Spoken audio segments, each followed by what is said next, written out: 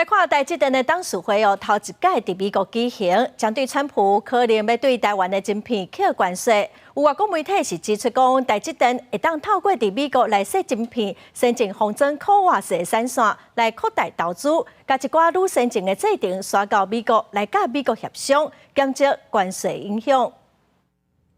台积电伫台湾时间12日第一摆去美国举行董事会，有希望增强甲美国政府沟通。因为川普进前捌表态，伊要亲像前总统拜登，为要互企业刷回美国寄出补助，是透过关税互企业刷回美国。台积电确实有可能承诺在美国扩大投资，来交换就是关税苛征延后。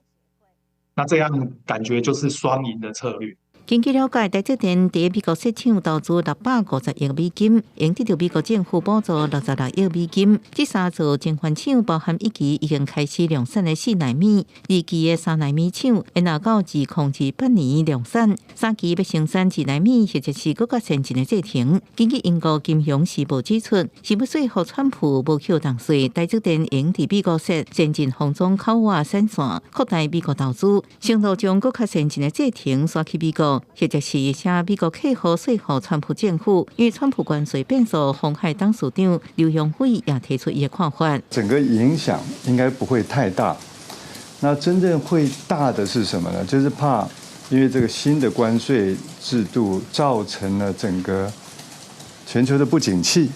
造成整个市场萎缩。川普的关税战，有哪产业高度关注？美国指数有人有起，台股12日开盘，捌起超过8点，盘中小卡收，暗过依然有23000点以上。台积电股价上下震动，盘中捌落到1105块，65块。等到整体的关税 settle 以后，台积电才会走出一个比较明确的一个多头方向。那现在可能第一季碍于这个市场讯息的关系，所以可能就会比较偏向是在这个横盘做整理。台积电董事会结果都要出来，结果恐惊影响台股的变化。专家分析，台股大盘未来走势，因讲是牛熊港体有机会为23000点一路上攻，不过期间依然可能出现实力了结的卖压，爱心心来观察。公视新闻采访报道。